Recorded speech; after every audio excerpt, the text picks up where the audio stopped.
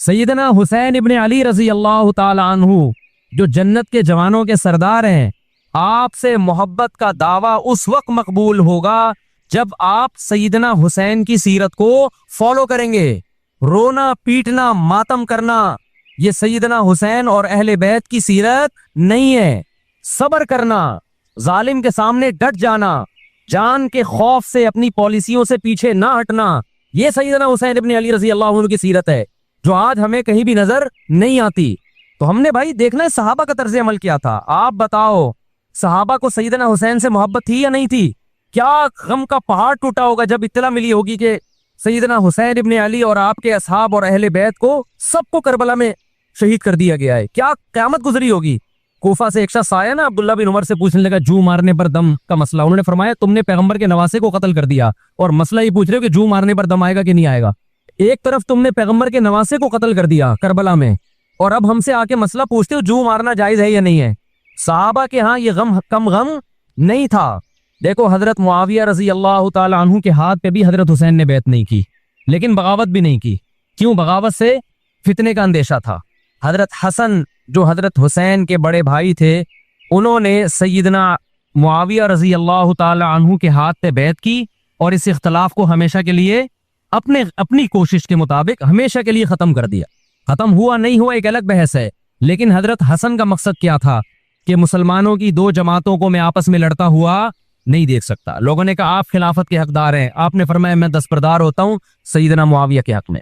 हजरत हसन बैत हो गए हजरत मुआविया से और ये इख्तलाफ को क्या कर दिया? खत्म। हजरत हुसैन बैत नहीं हुए, लेकिन हजरत हुसैन ने बगावत भी नहीं की। हर एक की अपनी राय थी, हजरत हसन की अपनी राय थी। उनका ख्याल था कि बैत होना मुसलमानों के लिए ज्यादा मुफीद है, एक पावरफुल हुकूमत होगी, एक ताकतवर रियासत होगी, वरना लड़ते रहेंगे आपस में।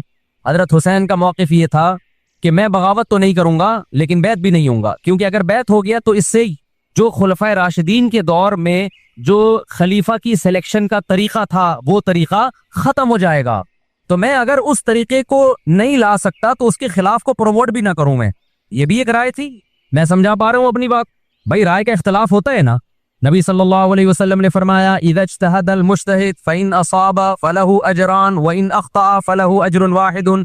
जब कोई मुज्तहिद अल्लाह की रिजा को सामने रख के इज्तिहाद करता है, सही और गलत का फैसला करने बैठता है, राय यानी उसका मकसद अल्लाह की रिजा हो, तो अगर वो दुरुस्त नतीजे पे पहुंचे तो 2 सवाब, गलत नतीजे पे पहुंचे तो भी 1 नेकी उसको मिलती है, इसलिए कि उसके बस में जो खैर ख्वाही का के लिए जो था वो उसने कर दिया।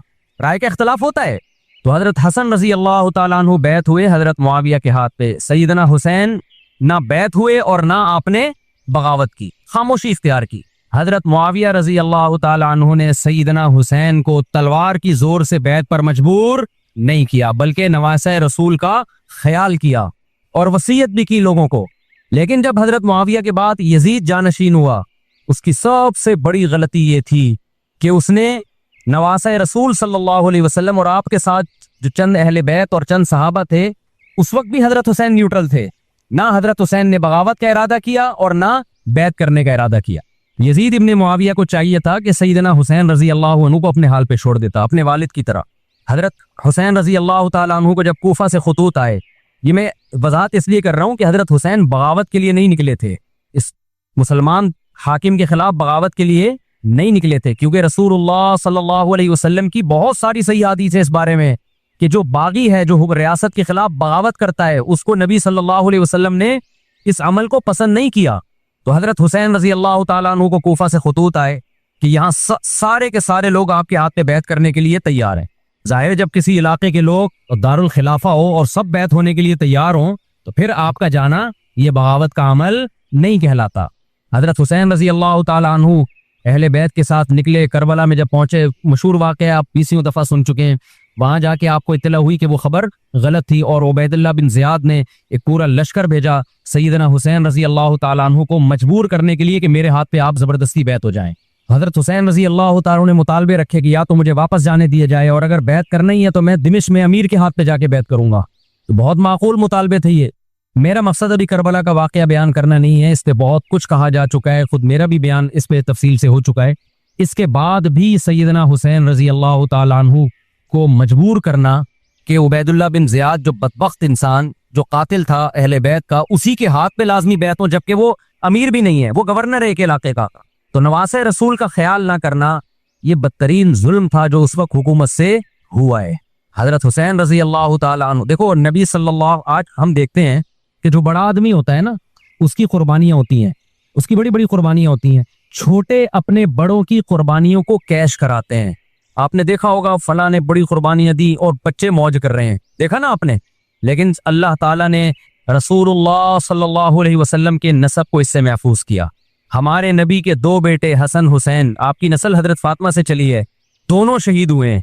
इसमें बहुत बड़ी हिकमत थी कि पैगंबर सल्लल्लाहु अलैहि वसल्लम ने सबसे पहले तरबियत अपने घर वालों की है। आज लोग बाहर फंटर बने हुए होते हैं, तबलीगें कर रहे होते हैं, अपने घर की उनको परवाह नहीं होती। नबी सल्लल्लाहु अलैहि वसल्लम ने सबसे पहले जो तरबियत की है, किसकी की है? हजरत हसन और हुसैन की है। तो जब करबला में आपको चारों तरफ से घेर लिया गया और आपको मजबूर किया गया कि आपने इब्ने ज़ियाद के हाथ पे बैत करना है, तो आपने इस जिल्लत को गले लगाने से इनकार कर दिया। आपको 100% यकीन था कि इतने बड़े लश्कर के सामने मैं ठहर नहीं सकता, असबाब की दुनिया में फतह की उम्मीद नहीं है। लेकिन हजरत हुसैन रजी अल्लाह ताला अन्हु ने लड़ने का फैसला करके और शहादत को कबूल करने का फैसला करके इब्ने ज़ियाद और उस जमाने के हुक्मरान जो इस कत्ल पे राजी थे, क़यामत तक के लिए उन पे लानत के सिलसिले का दरवाजा खोल दिया। बाज़ दफ़ा अल्लाह भी ये चाहते हैं कि बदबख्तों को ढील मिले ताकि उनका जुर्म सनस्तद्रिजुहुम मिन हैसु ला यअलमून। कुरान कहते हैं हम इनको ढील देंगे, इनको बुराई में हम आगे बढ़ने देंगे, ऐसे बढ़ने देंगे कि इनको खुद भी पता नहीं चलेगा, ताकि क़यामत के दिन इनका अजाब इनको कई गुना बढ़ा कर दिया जाए। अब मेरे भाई हमारे लिए क्या सबक मिलता है? जब ये वाक़या हुआ आलम इस्लाम में कोहराम मच गया, लेकिन क्या इस वाक़े के बाद अहले बैत की जो मुकद्दस और पाकीज़ा औरतें थीं, क्या उन्होंने नोहा किया या सब्र किया? आपका ज़मीर क्या कहता है, उन्होंने नोहे पड़े होंगे या सब्र किया होगा? बोलो भाई, सब्र किया। अब्दुल्ला बिन उमर रजी अल्लाह ताला अन्हु जो कूफा वालों को मलामत किया करते थे कि तुम जू मारने के मसले हमसे पूछते हो, तुमने हुसैन का कत्ल कर दिया, तो ये हजरत इब्ने उमर ने इसीलिए कहा ना कि आपको उसका गम हुआ था। तो इब्ने उमर का अमल क्या था? क्या उन्होंने मातम किया? क्या उन्होंने छुरों से अपने आप को मारा? हजरत हुसैन का कत्ल भी जालिमाना और उससे पहले सैयदना उस्मान का कत्ल भी जालिमाना। अगर नोहा या मातम जायज है तो हजरत उस्मान की शहादत के दिन भी जायज है, हजरत हुसैन की शहादत के दिन भी जायज है। और अगर नाजायज है तो जैसे उस्मान की शहादत के दिन नाजायज, हुसैन की शहादत के दिन भी नाजायज है। समझ में आ रही है बात कि नहीं आ रही है? कुरान क्या कहता है ऐसे मौके के बारे में? तिलका उम्मतुन कद खलत लहा मा कसबत वलकुम मा कसबतुम। कुरान जब भी पुरानी उम्मतों के वाकयात बताता है, कुरान कहता है ये कौम थी जो गुजर गई, इन्होंने जो किया उसका बदला इनको मिलेगा, तुम जो करोगे उसका बदला तुम्हें मिलेगा।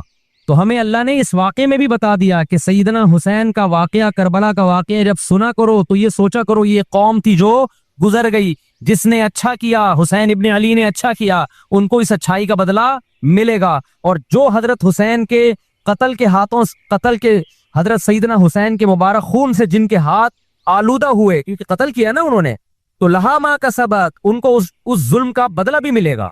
तो हमारा काम क्या है? हमने फॉलो करना है हुसैन के रास्ते को, ना कि हुसैन के नाम पे हमने मातम करने हैं। हुसैन का रास्ता क्या है जिसको हमने फॉलो करना है? अब मैं चंद चीजें आपको बताता हूं। सबसे पहला सबक जो हमें करबला में मिलता है कि इज्जत और दीन, एक तरफ दुनिया है। देखो अगर हजरत हुसैन रजी अल्लाह ताला अन्हु इब्ने ज़ियाद के हाथ में जाके बैत हो जाते, आप क्या समझते हो बेतहाशा मौल दौलत हजरत हुसैन पे खर्च नहीं करता क्या वो? जब एक बड़ा आदमी किसी के हाथ पे बैत होता है तो उसको भी तो फायदा होता है ना इससे। और क्या हजरत हुसैन को यकीन नहीं था कि करबला में मैं शहीद हो जाऊंगा?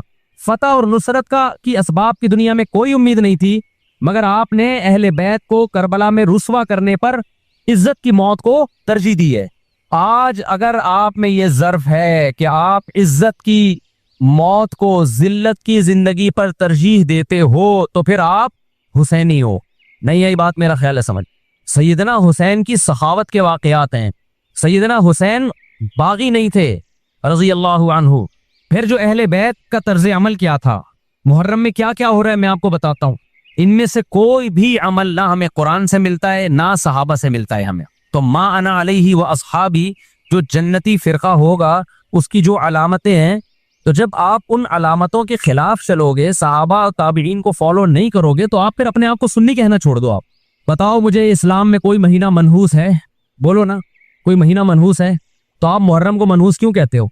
लोग मुझे कहते हैं मुफ्ती साहब फिरकावारियत फैला रहे हैं। देखो, फिरकावारियत जब फैला रहा हूं जब मैं किसी फिरके के खिलाफ आपको कर रहा हूं। मेरे बयान शिया लोग भी सुनते हैं, मिलते भी हैं। बहुत दफा एयरपोर्ट पे मुलाकात हुई, बड़ी इज्जत से मिले, भी मैं शिया हूं लेकिन आपसे मोहब्बत करता हूं। यहाँ मस्जिद में भी आते हैं, मैंने कभी किसी पे तंज नहीं किया।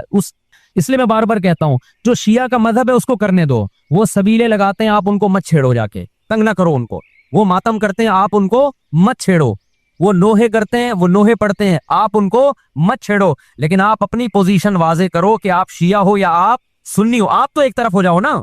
मुहर्रम में अगर आप मर्सिये लगा के घूम रहे हो गाड़ियों में, इट मींस आप सुन्नी नहीं हो। आप नबी सल्लल्लाहु अलैहि वसल्लम की हदीस है हमारे पास, हम अहले सुन्नत वल जमात हैं, हम सुन्नत को फॉलो करते हैं। तो सुन्नत क्या कहती है? मैयतों पे गरेबान चाक करना, मैयतों पे चीखो पुकार करके रोना। आपने फरमाया लईसा मिन्ना, वो हम में से नहीं है। और इस अमल पे आप सल्लल्लाहु अलैहि वसल्लम ने लानत फरमाई है। लोग कहते हैं हुसैन की याद में रोना नबी की सुन्नत है। नबी सल्लल्लाहु अलैहि वसल्लम को जब जिब्रील ने बताया कि हुसैन शहीद होंगे, आप रोए, इसलिए कि उस वक्त आपको ये खबर मिली थी। लेकिन क्या हर मुहर्रम में आपने रोने का प्रोग्राम किया है या सहाबा को बैठ के बकायदा रुलाया है आपने? क्या हो गया भाई? आपको भी जब करबला का वाकया की खबर मिली, आपकी आंखों में आंसू आ जाए, ये नेचुरल है, ये हुसैन से मोहब्बत की अलामत। लेकिन हर मुहर्रम में बकायदा बिठा के रोने का प्रोग्राम करना, ये हुसैन से मोहब्बत की अलामत नहीं है, बल्कि शरीयत में नाजायज है ये गमों को बढ़ाना। ये कहां से जायज हो गया? हजरत उस्मान भी तो शहीद हुए थे, नबी सल्लल्लाहु अलैहि वसल्लम के दामाद थे। उनकी याद में आप रोने को सुन्नत क्यों नहीं कहते? हमारी नजर में हुसैन का कत्ल भी बहुत बड़ा जुल्म और सैयदना उस्मान का कत्ल भी बहुत बड़ा जुल्म था। दोनों मजलूम थे, दोनों मजलूम शहीद थे। हमें दोनों की शहादत पे गम है, लेकिन हम उस गम को मनाते नहीं है। इस्लाम में गम मनाना सुन्नत नहीं है। देखो, जाफर तैयार रजी अल्लाह अन्हु, नबी के चचाजाद भाई, अहले बैत, जब आप सल्लल्लाहु अलैहि वसल्लम ने उनको लड़ाई के लिए मैदान जंग में भेजा, रूमियों से लड़ाई थी। हजरत जाफर तैयार की 4 बीवियां थीं। जब नबी सल्लल्लाहु अलैहि वसल्लम मस्जिद नबी में बैठे, आपको फरिश्तों ने इत्तला दी कि जाफर तैयार शहीद हो गए। आप सल्लल्लाहु अलैहि वसल्लम की आंखों से आंसू, ये आंसू उस वक्त निकले जब ऐन शहादत की इत्तला मिली है। उस वक्त आंसुओं का निकलना मोहब्बत की अलामत है। आपने साहबी रसूल को भेजा कि जाओ आपकी ज़ौजात को, बीवियों को जाके खबर दो कि जाफर तैयार शहीद हो गए। क्या कुर्बानी थी सहाबा की, आप देखो। ऐसे जवान थे जाफर तैयार, खूबसूरत जवान। ग़ज़वा बदर में जब मुशरिकीन मक्का ने ये नारा लगाया कि हल में मुबारिज, 3 सरदार आए, उन्होंने कहा पहले तुम्हारे अंदर से 3 बहादुर आए, हमसे लड़ें। देखो, अरबों में ये होता था कि जब जंग के लिए 2 फौजें आमने सामने खड़ी होती थी, तो पहले दोनों तरफ के बहादुर तरीन लोगों की लड़ाइयां होती थी कि जब तक दोनों में से एक कत्ल नहीं होगा, लड़ाई शुरू नहीं होगी। तो आपको पता है कि इसमें बहादुर तरीन लोग निकलेंगे ना, जो लड़ना जानते हो।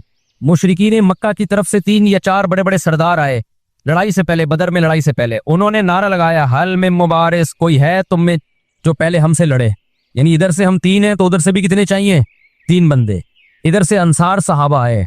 मुशरिकीन मक्का ने कहा लईसू बी अकफाइना, ये हमारे जोड़ के नहीं है, कुरैशी हाशमी चाहिए, हमें हमारे नस्ब के लोग होने चाहिए। तो इधर से नबी सल्लल्लाहु अलैहि वसल्लम ने हजरत अली को भेजा और हजरत जाफर तैयार को भेजा। जिन सहाबा को भेजा, इनमें हजरत जाफर तैयार भी थे। हजरत जाफर तैयार रजी अल्लाह ताला अन्हु और सैयदना अली मुकाबले में गालिब आ गए। खूबसूरत सहाबी, नजाशी के सामने आपने तकरीर की है, हिजरत की है ना जब हबशा की तरफ, तो नजाशी ने पूछा जाफर तैयार से कि तुम्हारे पैगंबर जो कलाम लेकर आए हैं वो सुनाओ। हजरत जाफर तैयार रजी अल्लाह ताला अन्हु ने सूरे मरियम पढ़ना शुरू कर दी। काफ हा या आइन सौत, ज़िक्र रहमति रब्बिका अब्दहु ज़करिया इज़ नादा रब्बहु निदाअन खफिया क़ाल रब्बी इन्नी वहनल अज़्मु मिन्नी वश्तअल अर्रअसु शैबा वलम अकुम बिदुआइका रब्बी शक़िया व इन्नी खिफ्तुल मवालिय मिन वराई व कानत इम्राती आक़िरन फ़हबली मिन लदुनका वलिया।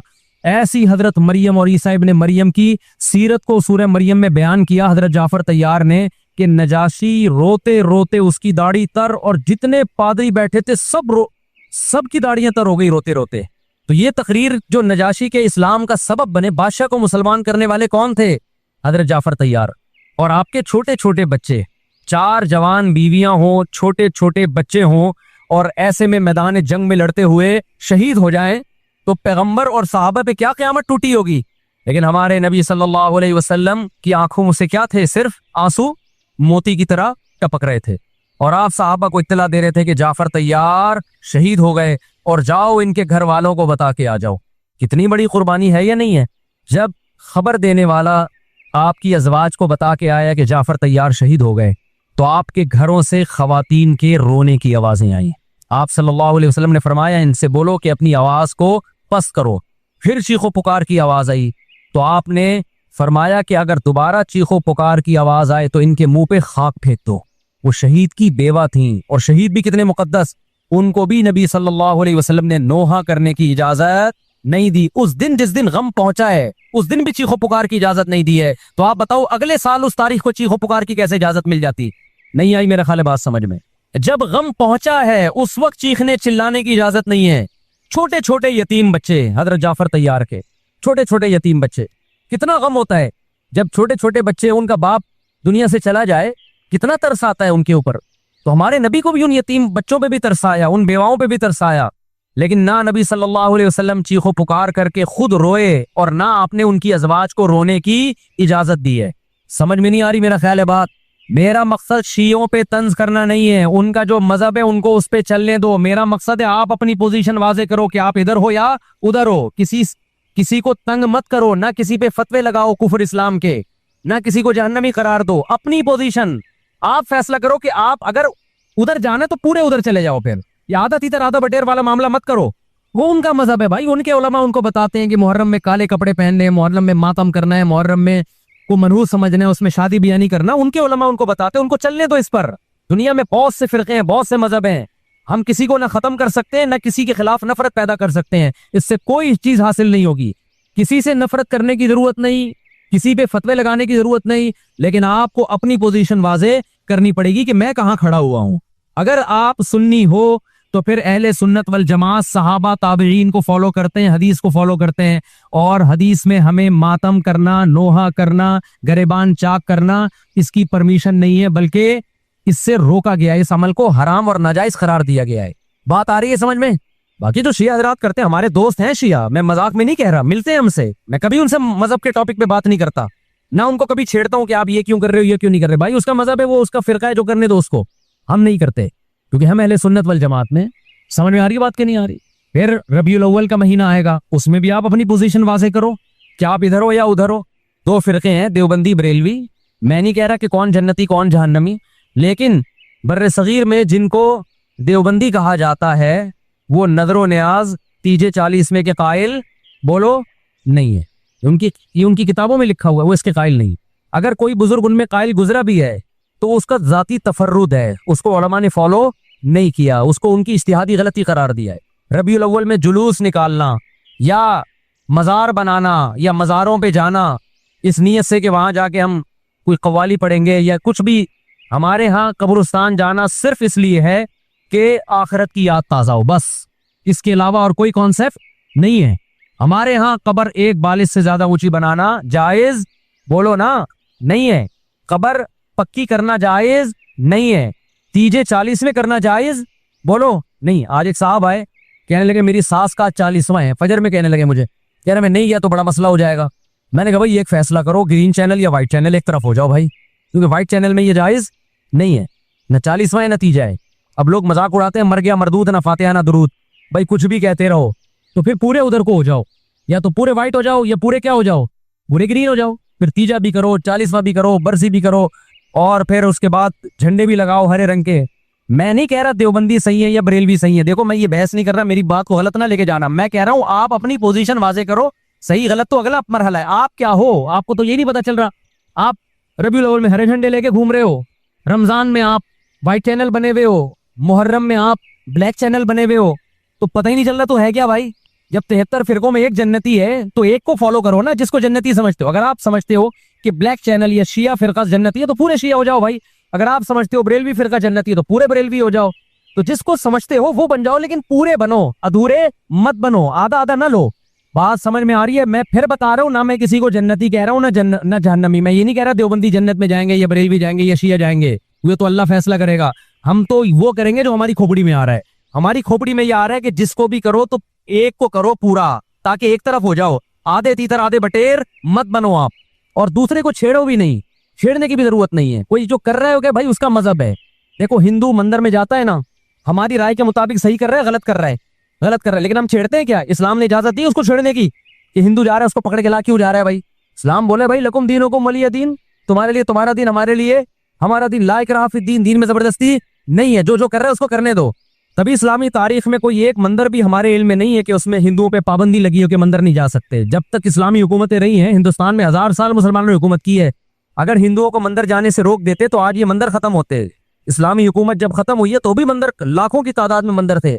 इस्लाम मस्जिद जाने का हुक्म देता है, ये चर्च जाने का। बोलो, मस्जिद चर्च जाने को गलत समझता है क्योंकि वहां गैरुल्लाह की, ईसा इब्ने मरियम की इबादत हो रही है। लेकिन क्या इस्लाम आपको परमिशन देता है कि कोई ईसाई चर्च जा रहा हो तो आप उसको रोको कि तू यार है बे मस्जिद में आ? इजाजत देता है? या इस्लाम ये कहता है कि उससे बदतमीजी शुरू कर दो आप? बोलो क्या हो गया? आपको सबक याद करा रहा हूं मैं, बदतमीजी शुरू कर दो। या इस्लाम ये इजाजत देता है कि उससे अच्छा सलूक ना करो?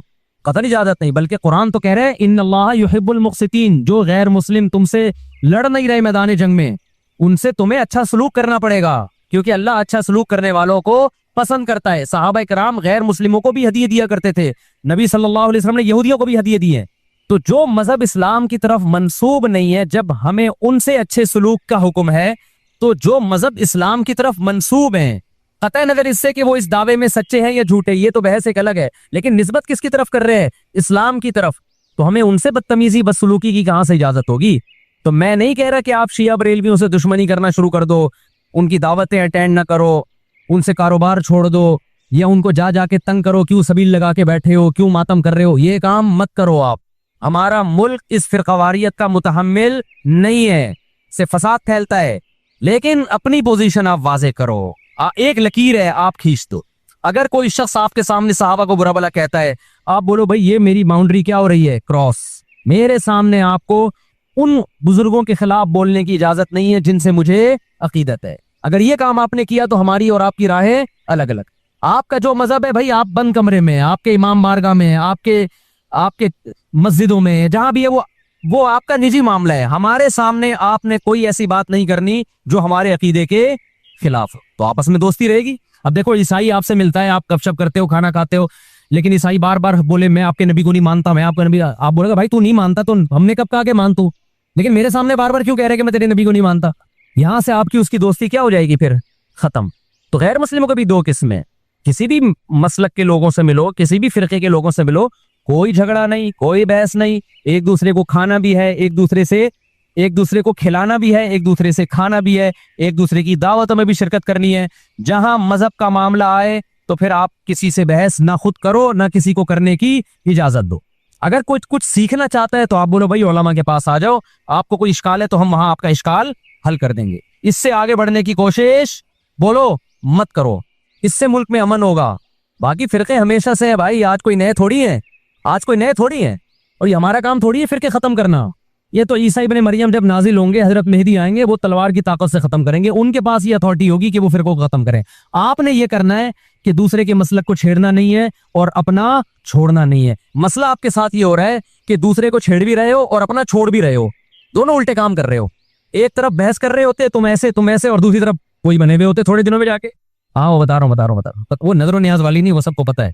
हाँ ऐसी दावत ना हो जिसमें बिदअत की ताईद हो। तो आप जो कर रहे हो ना, वो ये कर रहे हो, दूसरे को छेड़ भी रहे हो, जिससे मुल्क में बदअमनी फैल रही है। तकरीरें सुनो, शिया ऐसे, बरेलवी ऐसे, देवबंदी ऐसे, अहले हदीस ऐसे, तकरीरों से क्या फैल रही है? नफरतें। और फिर मुहर्रम में आप खुद शिया बने हुए होते हो, रबीउल अव्वल में आप ग्रीन चैनल बने हुए होते हो, और रमजान में आप व्हाइट चैनल बने हुए होते हो। सऊदी अरब में सारे व्हाइट हो जाते हैं जाके, सऊदी अरब जो भी जाता है सारा व्हाइट चैनल। पैगंबर की कब्र पे कोई धमाल नहीं, कोई कव्वालियां नहीं, वहां खड़े होंगे तमीज से सलाम पेश करके आगे निकल जाएं। वहां कोई चीखो पुकार नहीं, वहां जाके सारे क्या हो जाते हैं? व्हाइट, क्योंकि वहां हुकूमत का डंडा है, ठीक है ना। तो गवर्नमेंट के पास तो ये इख्तियार है भाई डंडा चलाए, हमारे पास ये इख्तियार नहीं। हम तो तमीज से बात करेंगे, समझाएंगे, मोहब्बतें फैलाएंगे, क्योंकि जब आवाम डंडा चलाती है तो इससे इस्लाह कम और फसाद ज्यादा होता है। तो मैं बार बार कह रहा हूं भाई दोस्तियां रखो, कोई दफ्तरों में शिया सुन्नी लड़ाई ना होने दो, ये गलत है। मोहब्बतें फैलाओ, लेकिन मसलक को छोड़ना नहीं है।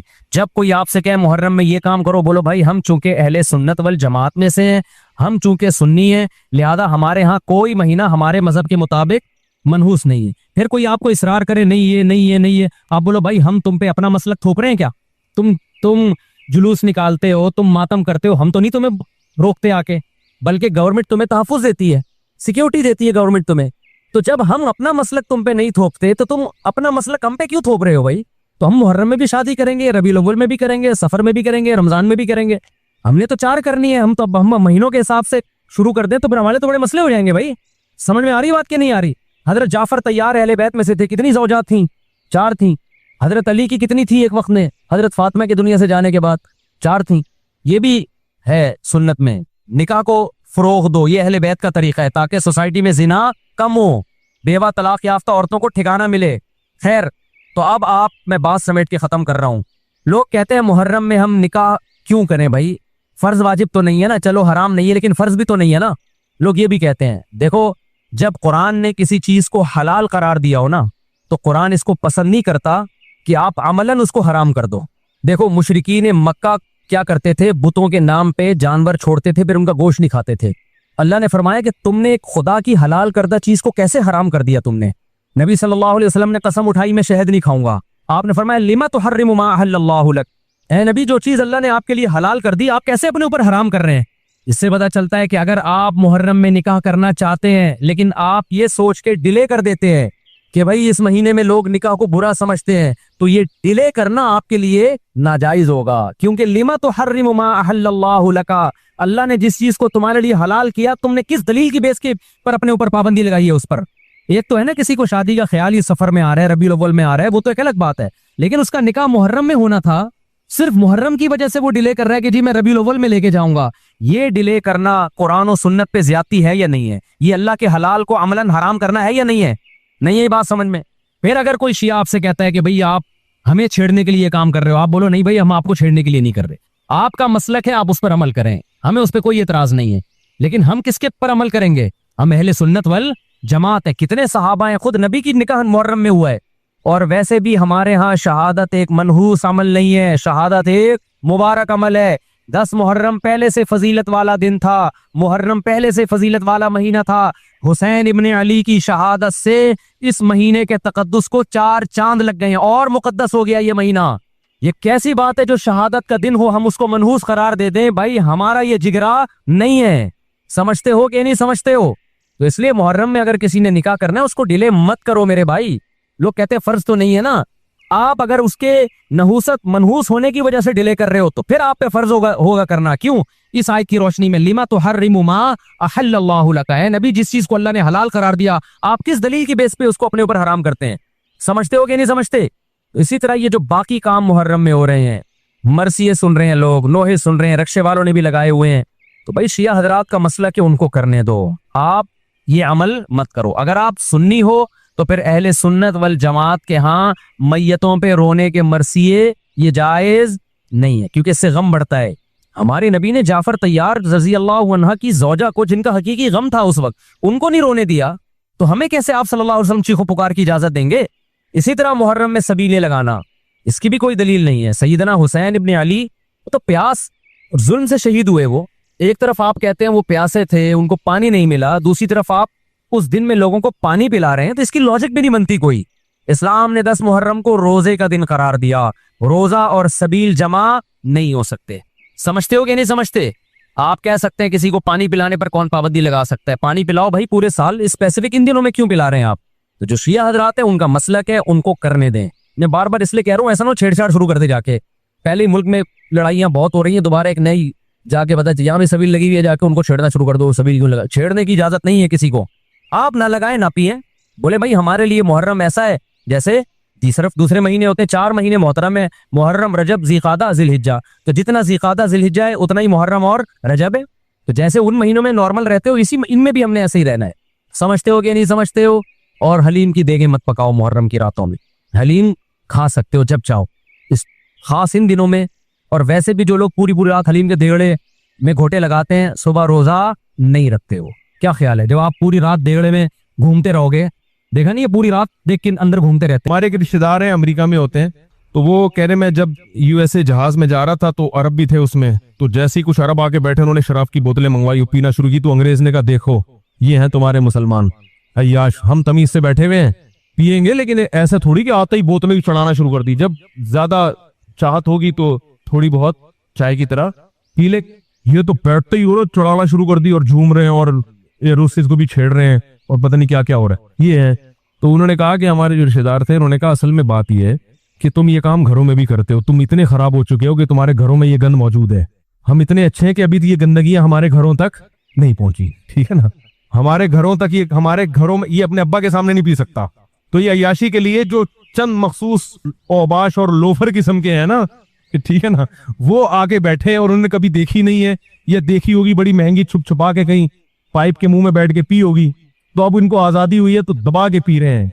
उसकी वजह यह है कि ये अय्याशी से इनकी माएं बहनें और इनके घरों का निजाम बहरहाल हमारा फिर भी तमीज का है। तो मैं इसलिए कह रहा हूं कि कुछ लोगों को कहीं किसी खास जगह पे देखकर फौरन पूरी कौम के बारे में इमेज, तो अरबों के बारे में जो लोगों का इमेज बनता है ना, वो चंद जगहों को जाके देखते हैं, लेकिन फिर भी अरबों में बहुत ज्यादा खुसूसियात है। एक बुराई जो अरबों में जो मिन हैसुल कौम नजर आती है वो असबियत है। ये मैं मानता हूं, अरब में असबियत बहुत है, कौम परस्ती। अजमी को लिफ्ट नहीं कराते वो, सिवाय मस्कत में जो हमें नजर आए वहां ये कौम परस्ती नहीं है। खारजियों को एक तौहीन आमेज है, वहां के उलमा सुलहा नेक लोग भी हैं, लेकिन एक जो इमेज उनका जो हर जगह ही नजर आता है ये बहुत खराब इमेज है। तो ये भी एक ऐसा इमेज है जिससे इस्लाम क्या होता है बदनाम, हालांकि इस्लाम की ये तालीमात नहीं है, इस्लाम की ये तालीमात नहीं है। तो मैं ये कह रहा था कि ये जो, हाँ मैंने उनसे पूछा ये 35,000 यूएसए के फौजी मुसलमान हो गए अमरीकी, तो ये क्या मुसलमानों को देख के? उन्होंने कहा मुसलमानों को देख के नहीं, इस्लाम को देख के। तो मैंने कहा ये फिर भी इस्लाम कहीं, तो उन्होंने कहा कि इस्लाम में खुद इतनी अट्रैक्शन है कि वो खुद लोगों को अपनी तरफ खींचता है, खुद अपनी तरफ खींचता है इस्लाम। और याद रखो हमारे अंदर अगर कोई खैर है तो हमारी गवर्नमेंट की वजह से नहीं है, हमारे तालीम में जो कुछ है ना थोड़ी बहुत वो इस्लाम की वजह से है। आज एक साहब से मुलाकात हुई, कहना यार वो दुबई में एक दिन लाइट चली गई थी, लोड शेडिंग, तो इतनी लूट मार हुई है, इतनी लूट मार। दुबई में भी गैर मुल्की बहुत है ना, तो दबा के डाकुओं ने लूटा है, जिसकी जेब में जो आया रख के निकल लिया। हमारे यहाँ ज्यादातर लाइट नहीं होती, क्या ख्याल, फिर भी इतनी लूट मार नहीं है। तो ये कानून की मजबूती नहीं है, ये मजहब के असरात हैं। यूरोप में, अमेरिका में जो इतने सख्त खवातीन के हुकूक के कवानीन है ना, उसकी वजह है कि जरूरत ईजाद की माँ है। कहते हैं ना जिस चीज की मुआशरे में जरूरत होती है, तो फिर देखो मुल्क में पहले बड़ी आजादियां थी, जब पाकिस्तान में दहशतगर्दी के बहुत वाकयात हुए तो कवानीन दहशतगर्दी के लिहाज से बहुत सख्त बन गए। ऐसा हुआ कि नहीं हुआ? इसलिए कि अगर वो हुकूमत या फौज ऐसे ही छोड़ देती तो मुल्क का ही बेड़ा गर्क होता, लेकिन पहले ऐसे कवानीन नहीं थे। तो एक हद तक हुक्मरान बर्दाश्त करते हैं, देखते हैं अब यार ये तो पूरा मुल्क का बेड़ा गर्क हो रहा है, तो मजबूर हो जाते हैं। तो ये जो गैर मुस्लिमों में खवातीन के हुकूक पर तहरीकें चली हैं, विमेन डे मनाया जाए और आज़ादी का दिल मनाया जाए, और उनको इतने कानून सख्त कि जरा सा किसी आंटी को छेड़ भी दिया तो वो नहीं छिड़ी। मैं हांगकांग में था तो वो एक साहब मुझे कहने लगे यहाँ किसी खातून को छेड़ दिया किसी ने, बहुत सख्त सजा है उसकी। मैंने कहा इसमें एक कैद है, बशर्ते कि वो छिड़े नहीं।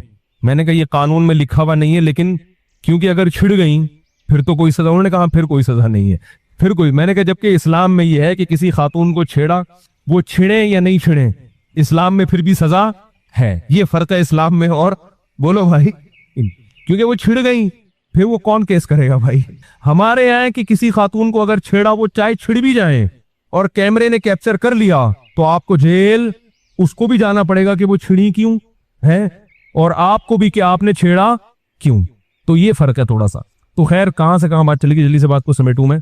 वो तो न्यूजीलैंड पर तो अभी आएंगे, तो तमहीद चल रही है ना पूरी, वो मुसलमान हुए इस्लाम को। तो मैं ये अर्ज कर रहा हूं कि इस्लाम में इतनी अट्रैक्शन है। जो मैंने कुरान की आयत पढ़ी ना कि अल्लाह कहते हैं कि वअसिर्रु क़ौलकुम अव इजहरू बी, तुम अपनी बात को छुपा के करो या दुनिया के सामने जाहिर। वो जानता है। तो फौरन एक दिल कहता है यार कैसे करोड़ों अरबों लोग हर वक्त बात कर रहे हैं, कैसे सुनता है।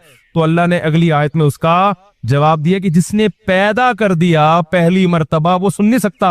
अब ये जवाब कैसे बनता है इसको समझें। ये ऐसे बनता है कि देखो आप ये कह रहे हो कि इतने लोगों की बात एक टाइम पे सुनना, इसकी कोई लॉजिक, क्या ख्याल है? नहीं है ना भाई। एक ही दिमाग किसी का भी एक ही टाइम पे दो तरफ तो मुतवज्जे नहीं हो सकता। बहुत ज्यादा तो दो तरफ होगा तो तीन तरफ नहीं हो सकता। और अल्लाह अरबों खरबों लोगों की बात सुन रहा है।